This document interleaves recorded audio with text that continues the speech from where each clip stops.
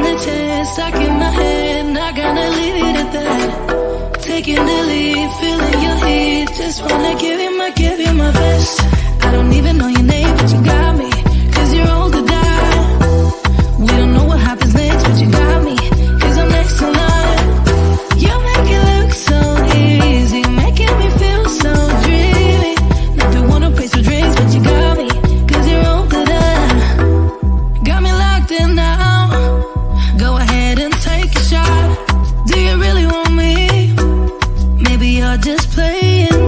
The way you're making it move, yeah, you do it so smooth. Make it all about you.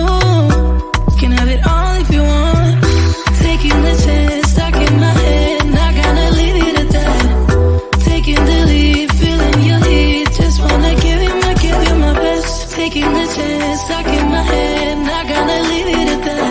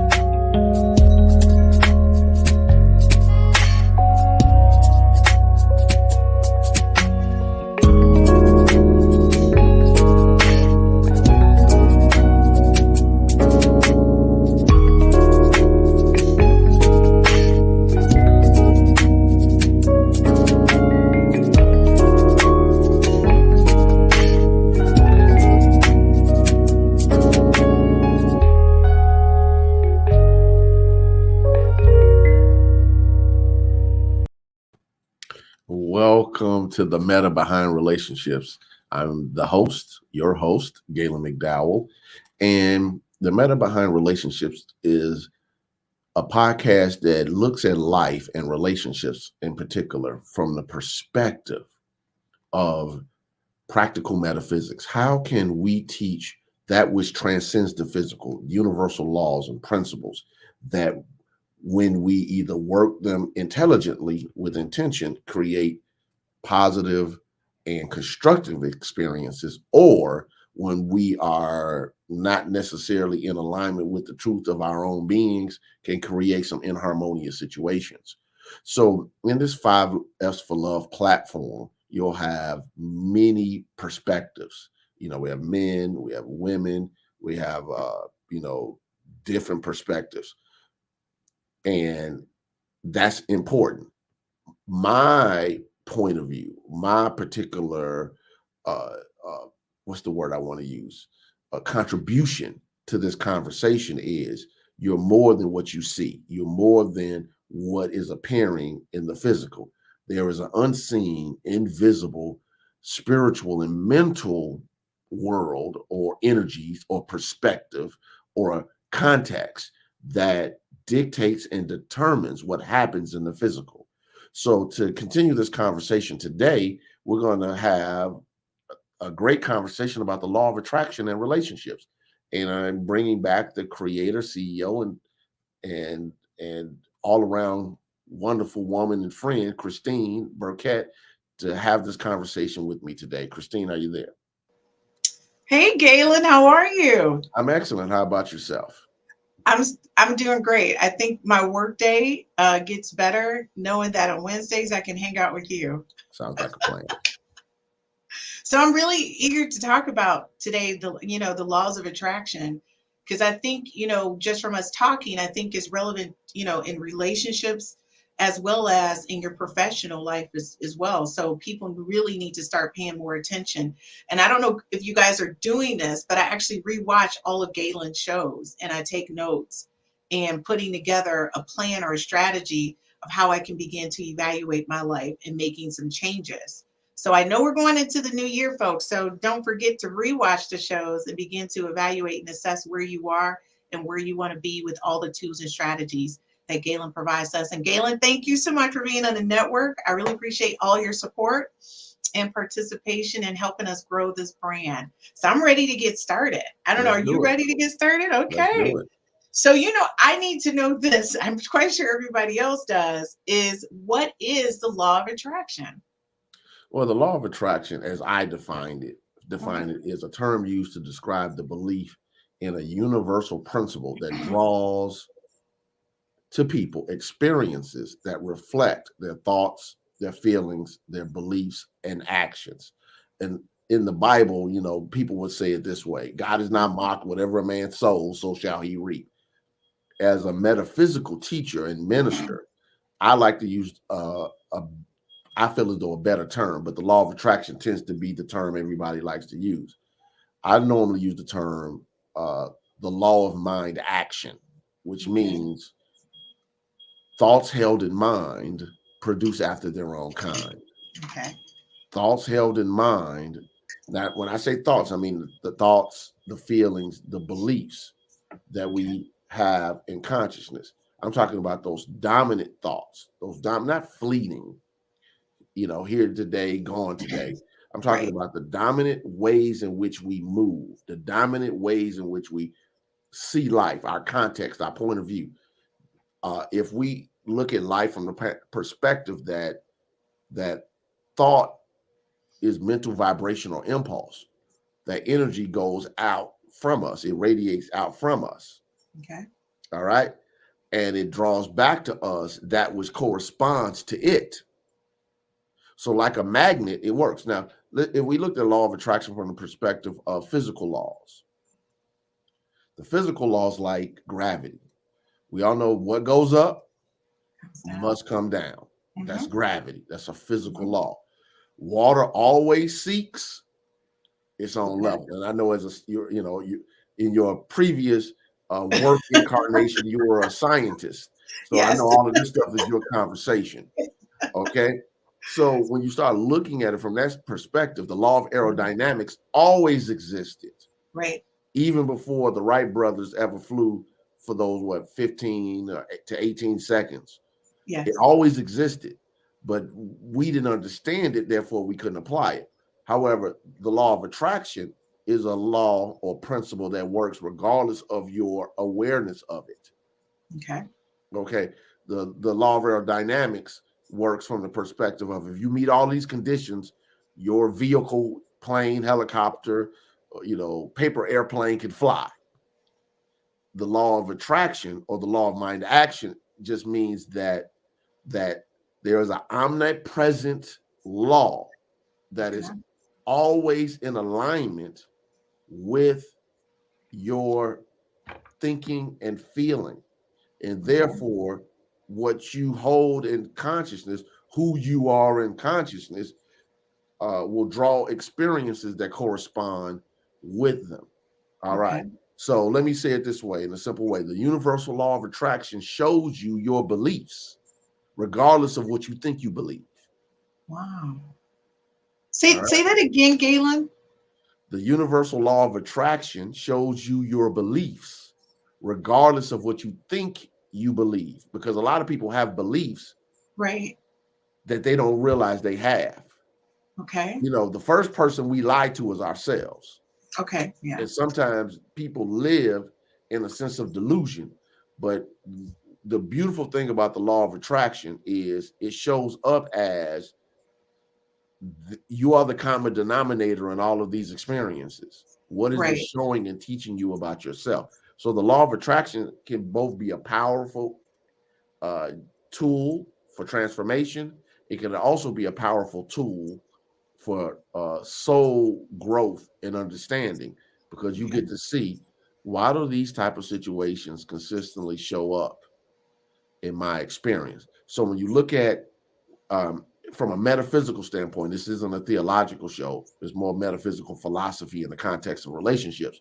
But when you look at it from the perspective of theology, we're Right. talking about omnipresence. Hmm. Omnipresence, okay, all the presence, or omnipresent, everywhere, equally present.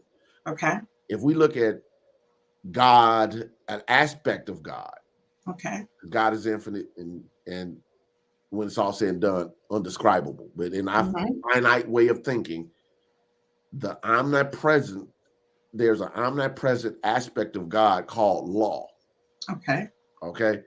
And the job of law is to create, produce, and attract experiences based upon what you have sown into it, Okay. consciously or unconsciously.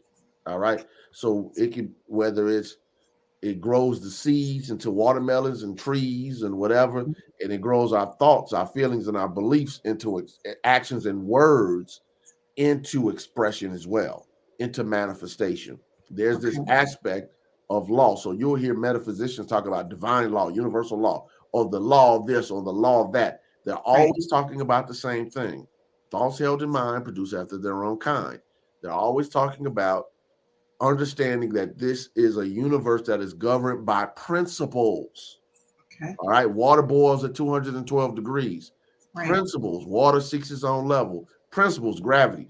What goes up must come down. These are things that we universally accept. And here's the beauty of the things we universally accept. We don't make excuses and try to create ethics around gravity. We don't create ethics around water seeks its own level. All right. We don't seek ethics around water boils at 212 degrees. Why? Right. Because you can be the most holy individual in the person's particular religious affiliation, the Pope, the Guru, the Imam, the priest, the rabbi, the minister. And if you're on the whatever floor of a building, you step off, it don't make a difference how holy you are. It doesn't make a difference if you're a newborn baby. The law says what goes up must come down. So the gravity is going to pull you. We don't make any ethics around it. Water seeks its own level, whether it's a holy person or a despicable person. Mm-hmm. All right. So if they're in a place where water is rising and they're trapped, it doesn't make a difference because the water is going to do what water does. All right. So in the perspective of universal law, sometimes people think that it is God punishing them because of what they're experiencing. What I recognize is that this is just an aspect of God as law that is giving us back individually and collectively what we are creating consciously or unconsciously. Or as again, God is not mocked. Whatever a Right. man sows, so shall he reap. So, Christine, if the listeners can look at it from the perspective of this is the simplest way I can teach it. Okay. The mind is a magnet and attracts whatever corresponds to its ruling state. The mind is a magnet and attracts whatever corresponds to its ruling state. Ruling state. Okay, so you know what? That makes a lot of sense to me, in a sense of when you say your subconscious and your conscious and your thoughts. Because to your point, you're right. A lot of people think I keep meeting the same type of person or I keep being in this situation, and the only difference is the person. But the situation keeps reoccurring. And so to your point, it's like if you're the common denominator and this situation keeps reoccurring, then obviously it's you that you need to fix, not everything else around you. So when you look at it from that perspective, the laws of attraction is an exercise, something that we can exercise and you can actually evaluate or assess by looking at your previous history, correct? If we look at how we've lived up to this point. Yeah, well, I won't say the law of attraction is an exercise. I would say the evaluation of what Okay. shows up in your life is an exercise that can bring about enlightenment. Okay, so I think that's a good point of reflection. So that's something I take notes, and everybody, I keep telling y'all, I take notes. It's not just for you. You guys are being welcomed into my couch session, and welcome aboard. But I'm taking notes, so I think that's something I'm going to do over the next couple days until January hits. We already talk about making these New Year's resolutions, but in our culture we make I am statements. So I think for me, I'll be reevaluating and assessing what I am attracting in my life. and from previous, right? So that moving forward, I can like reassess that and evaluate that. So how can we, me as an individual, and I don't know what you guys are looking to attract, but for me professionally, I'm looking to attract more business opportunities, for my IT consulting company. I'm looking to attract the right mate, for me to partner and marry or move forward with.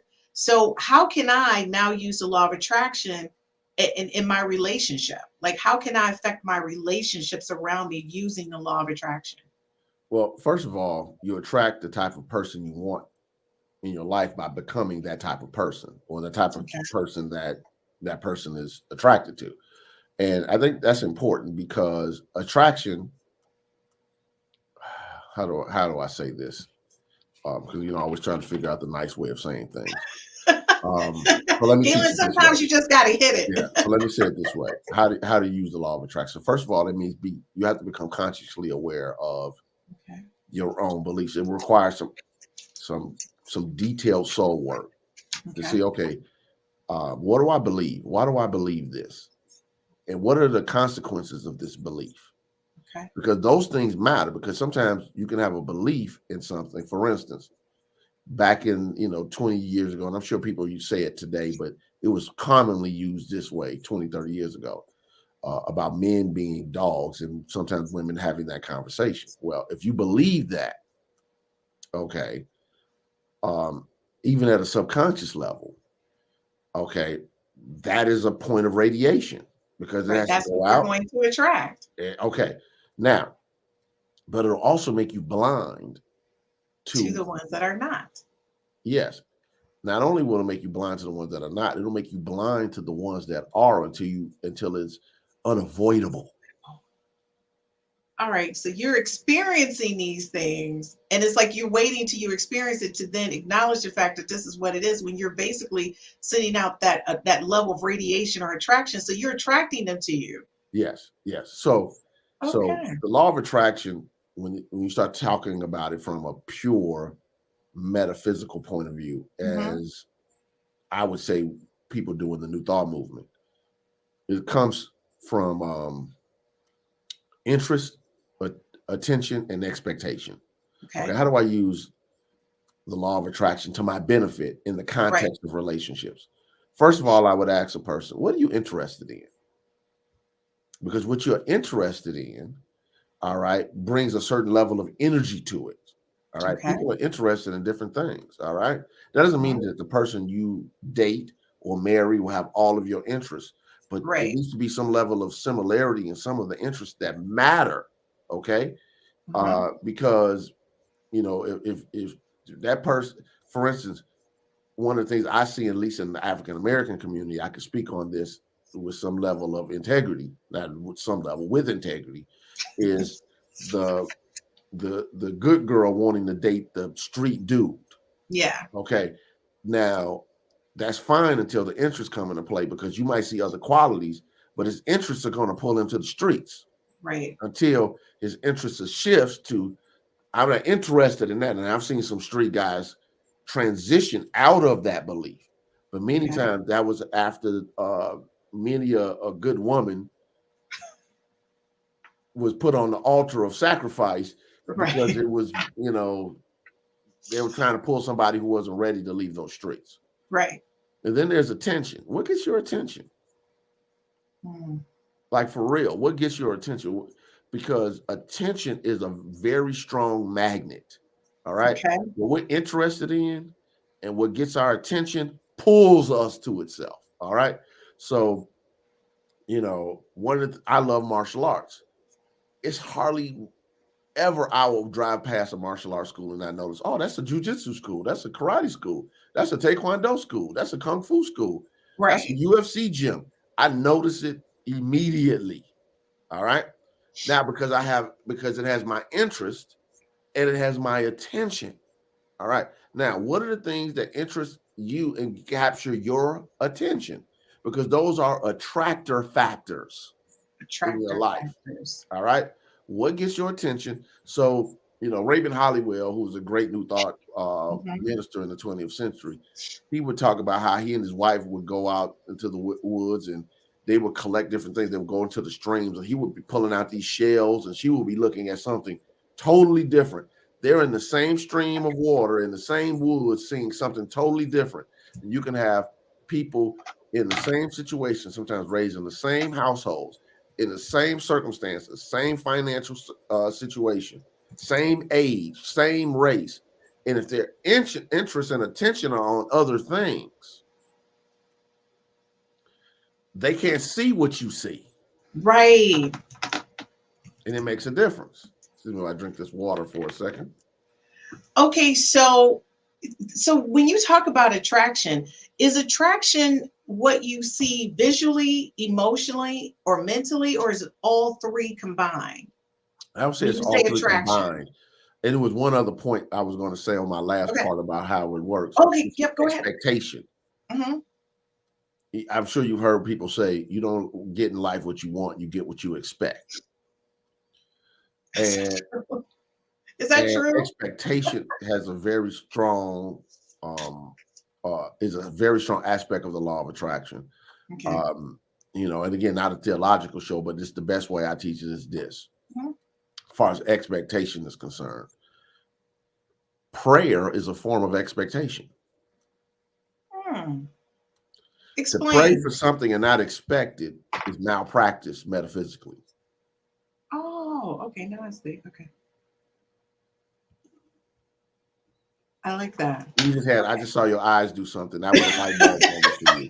Look, I'm taking notes over here because I'm taking my notes. Okay, so all right, prayer is actually a form of expectation. You're expecting it to happen. If you pray and you don't expect it to happen, then it's malpractice. It's just gibberish. It's just gibberish. Okay, that's you interesting. Know, the great metaphysician, even though people don't call him that in traditional circles, the great metaphysician Jesus said, when you pray, believe that you have received it and it will be right. yours. Mark 11:24. Okay. Well, guys, we're going to be right back after this commercial break because I have a lot of questions around what am I attracting mentally, emotionally, and physically when I'm looking or thinking about something. Because as far as relationships, that might be an area I need to work on. And we're going to find out when we get back with Gaylon, the meta behind relationships. We'll be right back after these messages. Broken future, all the plans you made in your heart grew just to die.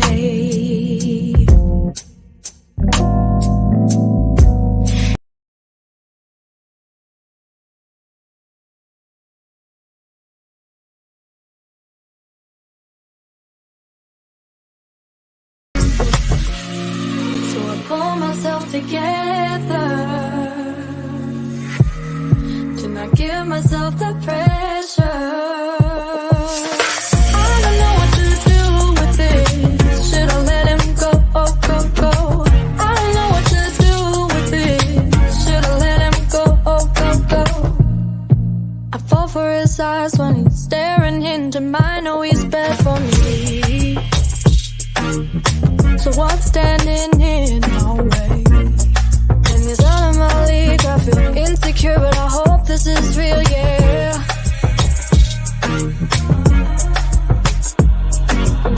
He doesn't mind at all. He want my juice like a. He does whatever while he feels for nobody but himself, no, yeah.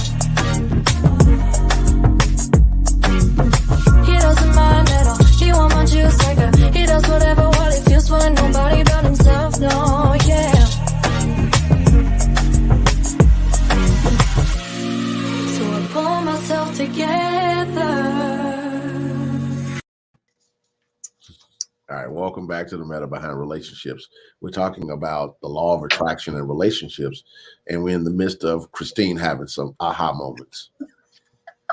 Well, guys, welcome to my session on the couch. You guys know I don't mind sharing it with you because I'm working through issues as well. I think that's one of the things too, Gaylon, that, people don't, it's like they want to live this life of perfection, in social media or in public.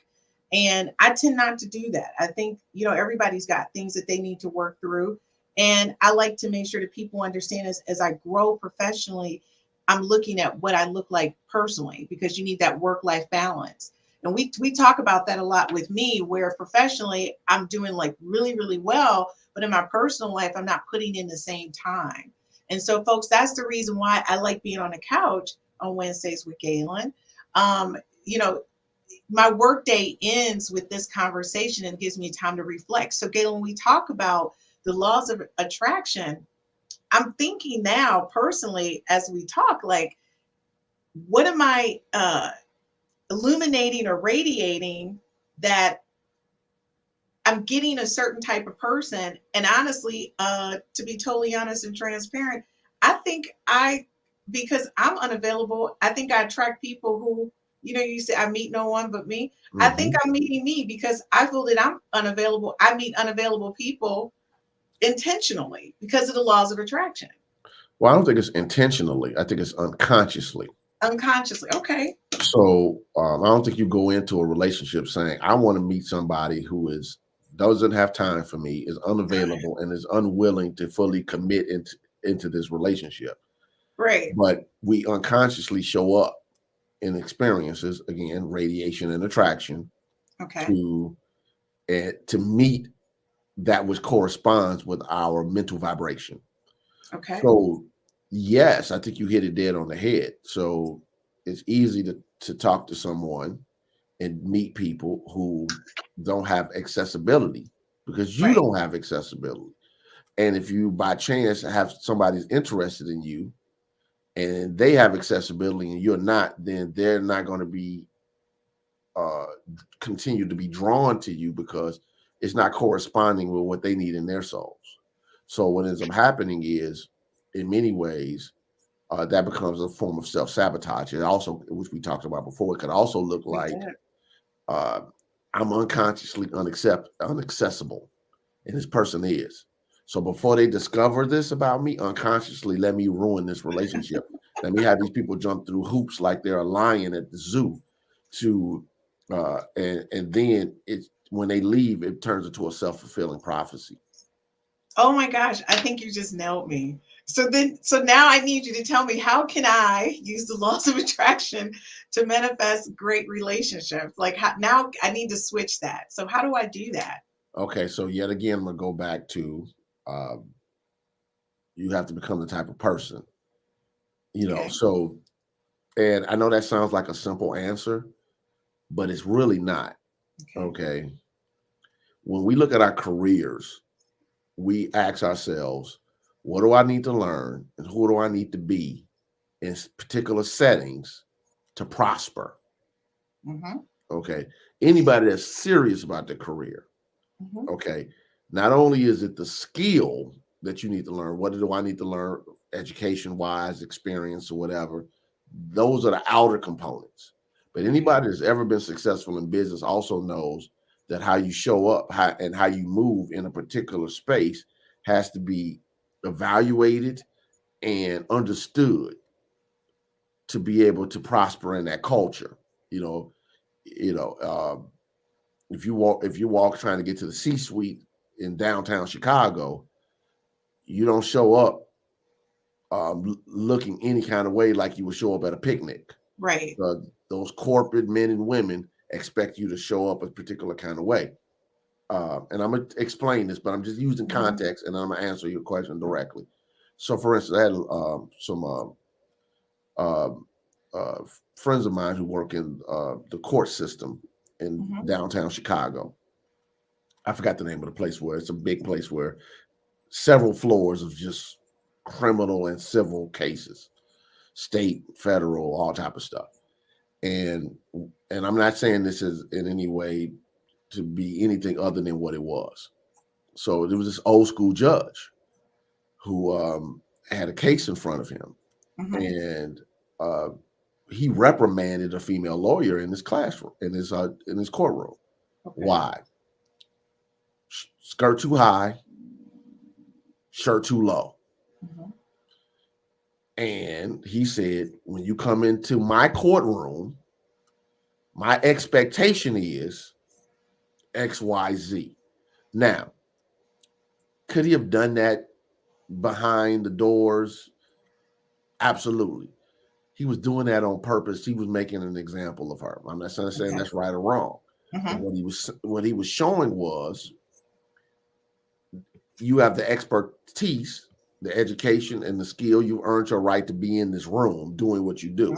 But it's also an expectation of how you show up in the room. Now, let's use this in the context of relationships. Okay.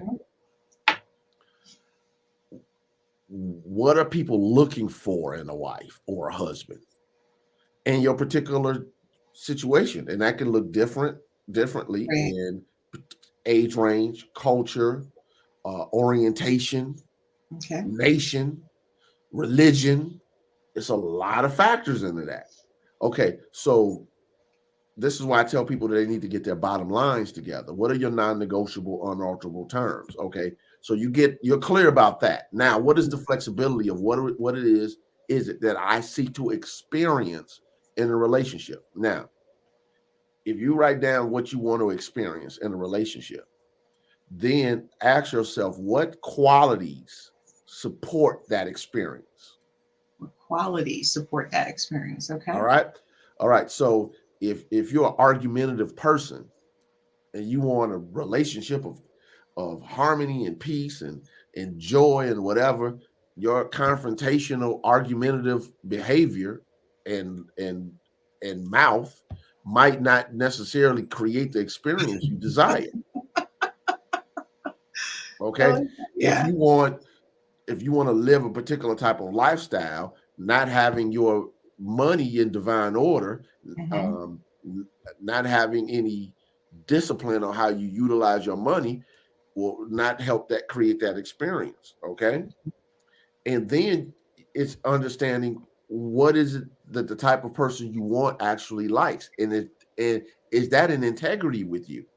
For example, I said on the men's show a few weeks back that that money, power, what did I say? Money, power, and I don't know if it was fame. I'm trying to remember what the third one was. Is makeup for men. That's the makeup. In other words, for some men, the way they get the younger supermodel, Instagram model type female is they normally, who are attracted to men with money. All right. Okay. Are you showing up a particular kind of way? Okay. Because for the man, they want the attractiveness, they want the figure, they want the agreeable personality. That's probably the best way I can put it. They're not necessarily looking for the wife, the wife of mother of my children and going to be at home baking cookies all day. They want a particular look. All right. And I'm just talking about one particular type of man, and all type of men. And there's some women who want more established, sometimes older, businessmen, entrepreneurs, people got disposable or extra income to do other things. Buy me stuff, fly me here, vacations there. Now, if those things are in integrity with you, guess what? You will consistently attract and draw those experiences to you. Okay, so that young lady that understands the attracting power of her looks, is gonna be in the gym. It's gonna make sure her hair is on point. Her pedigree and manicure is on point. When she steps outside or whatever, she's on point. And that guy is gonna make sure his money's on point, and he's driving the part, and he's dressing the part, and he's looking the part, regardless of his face and sometimes figure, because that's not the issue. The issue: do I have enough power? Do I have enough fame? Do I have enough money to be able to be the what the people who I want? So now that sounds great when we put it in those absolutes. So why does that guy keep attracting that problematic female? Why does that lady keep attracting Pookie? Okay, so let's look. Why is the Pookie still in the picture? Okay, because at some level, either their attractor factor is I like projects. I like to fix people. I like to solve situations, and they will draw situations or circumstances that will require that Okay. because that's their point of view. Mm-hmm. Some people you go around, they're always fixing stuff, always in people's stuff. Oh, I can Right. help you. I can do whatever. Okay. That person could potentially draw fixer upper The relationships. ships. Okay. Or they're also sometimes dealing with it from a perspective of fear because the law of attraction brings things that you love together and it brings Right. things that you fear together and keeps them together. Okay. Okay, that makes a lot more sense then to me. Yeah. Yeah. It brings like energy together, but it also Mm-hmm. brings fear energy together. Yeah. Okay. Okay. And then we start talking about law of attraction and dealing with people. This is the part that nobody likes to hear. There's something in me that is drawn to it. So all of my The pookie. girlfriends The who are pookie. making six figures and attracting these pookies, There's are this something. is this the good girl wanting the bad boy thing, or what's happening? It's Like I don't. possible, but Yeah. it's also an aspect of just because you're a six-figure female does not mean that you don't have the same emotions and fears and anxieties as a woman that's making one figure. Exactly. Okay. So the fear of being alone. Yeah. Okay. The fear of being alone by itself. Yeah. Can draw experiences that correspond with fear, not the love you want. Wow. Because the law of attraction attracts like energy. So if you're in a state of fear, anxiety, and frustration around your relationship status, that can potentially, if you're wrestling with self-esteem issues, self-image issues, Right. all right, confidence issues, that situation and circumstance can draw fixer-uppers, it can draw pookies, it can draw victimizers into your experience. Wow, that makes so much sense. And I guess I question, because in my experiences they're different than their experiences, but I'm looking at us as equals in a sense of what we do professionally. But you're right, I'm not looking at the emotional things that I may not know about them, that they may not feel. I walk around with confidence because I am confident about who I am and what I do. I'm not concerned about what other people think or feel about my look, whether it changes. I got a hat on, a scarf on, whether I'm too big, I'm too small. I don't get caught up in that. But if I was, then now I can see, because to me, I think when we look at each other, we're thinking, oh, we're both going to work making good money and we're out having a good time. And she looks good in her outfit and I look good in my outfit.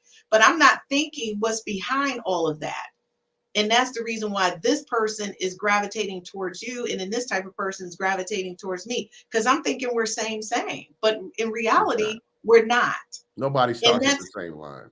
right. And I think when people are out here and they're looking for relationships, it's like, hanging out with you guys on Thursday, you guys are like, well, a woman who's by herself, I will approach her a little bit faster than a woman that's hanging out with a group of women. And then some guys are like, no, I'm going into the pack. And because the thing is, regardless, that person is radiating a certain type of thing. So it's safe to go in the pack, whether she's by herself or in a group, because you're just giving off those vibrations. So now I get it. It doesn't make a difference to men because you can pick it up one way or the other. Well, let's go back to what I said earlier: interest, attention, and expectation. So people have a fascination with bad behavior. Okay. Documentaries on, you'll, for every documentary or movie that's made about a Mandela, you'll have 25 to 30 made about a Scarface or some gang leader or whatever, etc. Okay. I can remember when can't remember the actor's name, but one of the most popular shows in the Black culture and beyond, but definitely the Black culture, the Power series, but the original series, Mhm. Power. And I can remember saying to some family and friends that there are no good people in this show. I remember saying that. Like, I was like, all of the main characters are bad people.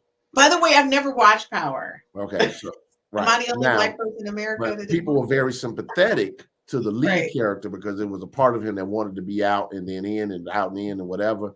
And they were dealing with the things that go along with the criminal behavior. Okay. You know, it was a good show. But my point is this: we sometimes want to enhance the good and ignore the bad. So the lead character had a lot of negative qualities, and he had Okay. some good ones, but he had a real desire to get out of the game. Okay. But he kept doing stuff to try to protect his back, and all of the swirl or whirlwind that he created with his lifestyle just kept getting him in too deep. The problem is this: when you have a lead character that is, doing all of these criminal behavior and people are sympathetic to the character, it shows you that there's an interest in those type of things. Now, I'm a big believer that most people who say that let me say it very plainly, as a South Side of Chicago guy, growing up from a child all the way to adulthood in Mhm. different phases, and being from a family who knows the streets, and I'll just leave it that way. Mhm. It's rare that you don't see a drug dealer without the woman that he wants. It's rare. Wow. They get women who know what they do, know how they get down, and they still get them because they And that means drive, professional they otherwise. spend, they Yeah. look the part So consistently. And that just they get younger, they get older, they get same age. right. And when I was in high school, they would pull up to right in front of the school in Corvettes and other stuff. They weren't really driving the BMWs and all that type of stuff as often when I was in high school, but they would Right. show up. Well, I was on the bus. So that same girl that was in geometry class with me Right. leaves out and goes and gets She's into gonna a hang out with car him. with the drug dealer that's 24, 25. Right. And she's in high school. This was common. Okay. And she's just one of many. Right. This is common. So the money, the lifestyle of being able to have the disposable income, the thrill of the danger can be problematic. But I think there's something beyond it that people don't like to talk about with Okay. people who are live those type of lifestyles.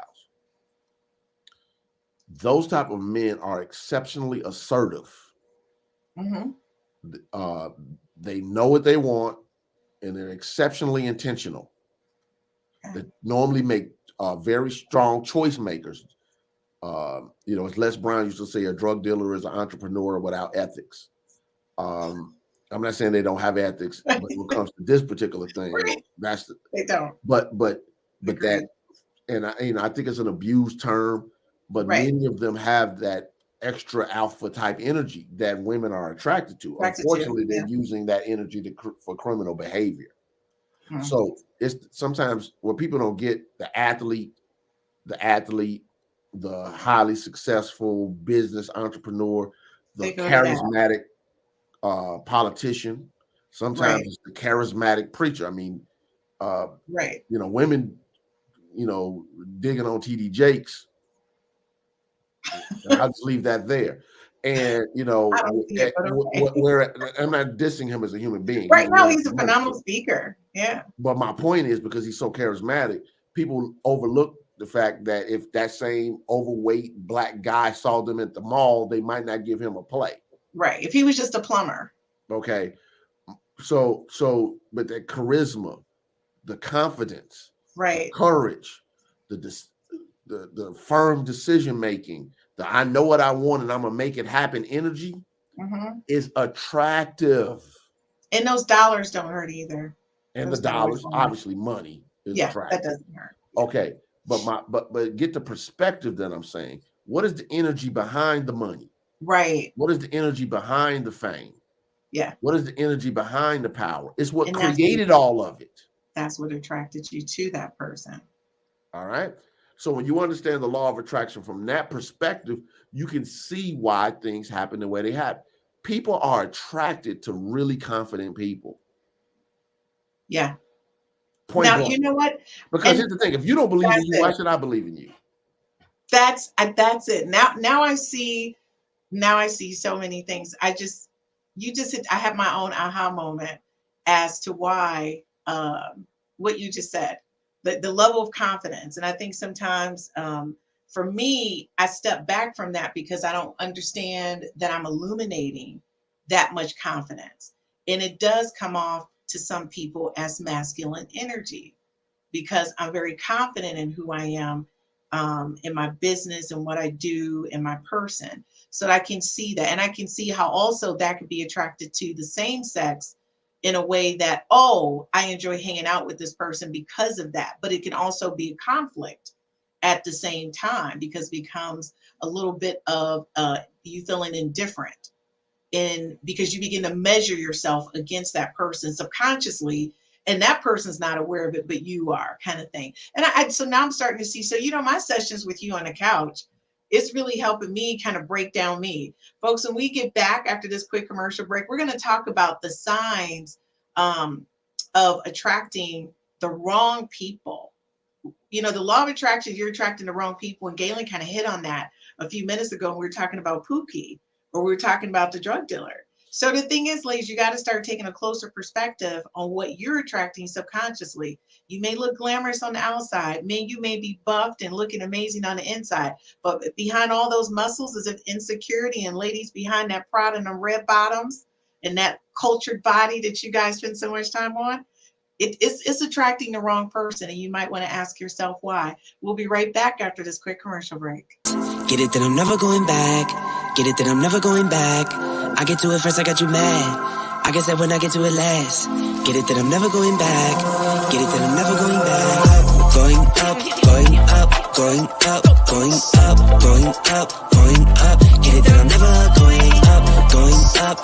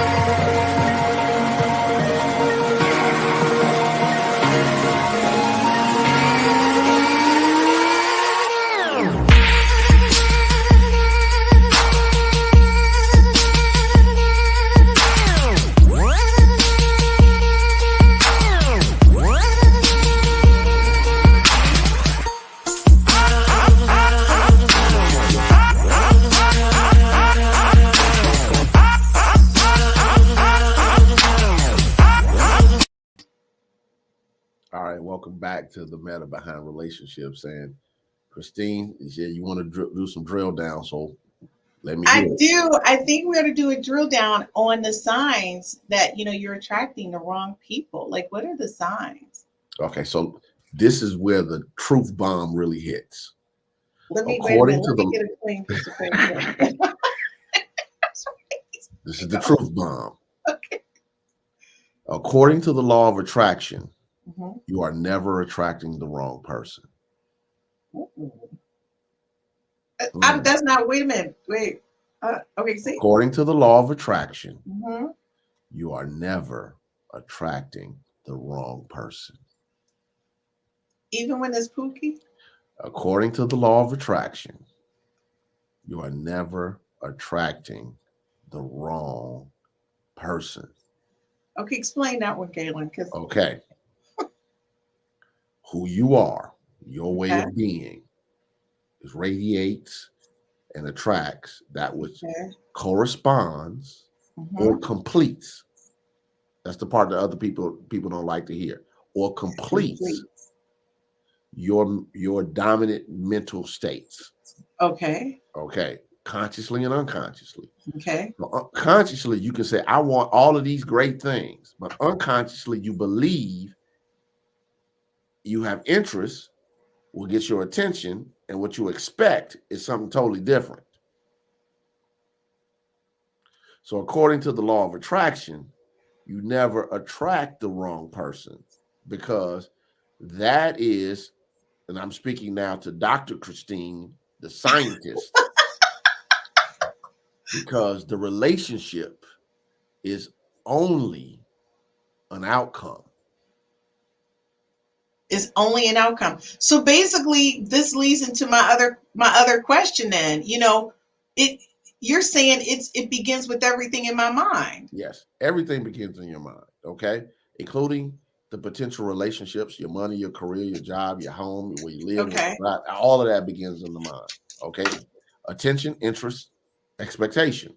So, if everything begins in my mind, the first place that I need to clean up and reevaluate and restructure is my mind. This is why I'm a big believer in and whatever you need to do to get your mind together, whether that's therapy. As a metaphysician, I promote it. I do pastoral care as a minister. I do counseling and coaching as a teacher. I teach classes. I preach and do these podcasts and all this other stuff. But it's also the journaling. It's also the reading stuff. Sometimes when it's hard, it's the prayer work. It's the meditation. It's the visualization. Why are you doing all of these things? You're doing them because it's helping you evaluate and restructure your mental systems. So I often tell people, I built this guy. This guy didn't show up the way he showed up. The way I think, the way I feel, what I believe, how I talk, how I move was created. Now, did I get stuff from my upbringing? Yes, parents and family and school and environment and all those things are factors. Tradition, culture, race, gender, all of those things are factors. Now, after you take all of those factors into play, then you have to decide, who do I want to be? Who do I want to be? Okay. What do I want to experience? And what type of people do I want in my life? All right. And what that will develop is a very conscious yes and a very conscious no. What are you saying yes to in your life? And what are you saying no to in your life? Okay. Gaylon, this session today, believe it or not, answered a lot of questions. Like, I have these huge question marks where I leave a thought. And by the way, folks, if you're in my house, you see a lot of these sticky notes sitting on mirrors, because when I have a thought, I put it on there. And one particular mirror, which is in the studio, is called Questions of the Day. And I'll write down questions and stick it up there. And when I go back, I need to go back and respond. And it was related to, where are your thoughts taking you? And that's what I asked myself one day. Where are your thoughts taking you? And I put Christine. Where are your thoughts taking you? So now this makes a lot of sense. So, Gaylon, as we close out this segment, I wanted to make sure, and guys, and I do say, I have one benefit over you guys. I do have access to Gaylon outside of the podcast, and I'm grateful for that, and I don't abuse it. But I want to make sure that people at home, you can give them some activities or exercises that you would recommend that they can begin using to evaluate their current relationships as it relates to the law of attraction. That will better help them assess how they need to move forward. Again, folks, make sure, if you're watching this for the first time, rewind it and get your sticky notes or your notebook. Gaylon will be coming out with a couple things that I think is going to be beneficial. His book will be coming out soon. He'll have some other things that you guys can pick up, like journals. It's like we do a thing within Unity called the Mastermind series, but he'll have his own journal coming out where you guys can just take notes on planning strategies for your life using metaphysics. And it's so important that you begin to understand what he's saying and how to utilize those tools and resources. So folks, you know me, I'll leave the last 5 minutes to Gaylon, because again, I think you guys need it just as much as I do. So Gaylon, if you can please tell us what activities or exercises that we can use that you would recommend that will help us evaluate how we're attracting certain things in our life and how we can begin to work on those things so we can bring positive things into our relationships in our life. Thank you again, Gaylon, for another amazing show. I really appreciate all your love and support on the 5S to Love Network. Have a great day. All right, thanks. So the first thing I want to have you do is actually, again, get a yellow pad out. I'm a big yellow pad person, yellow pad or notebook or something you can write on. I have yellow pads and notebooks almost everywhere because I'm always scribbling something.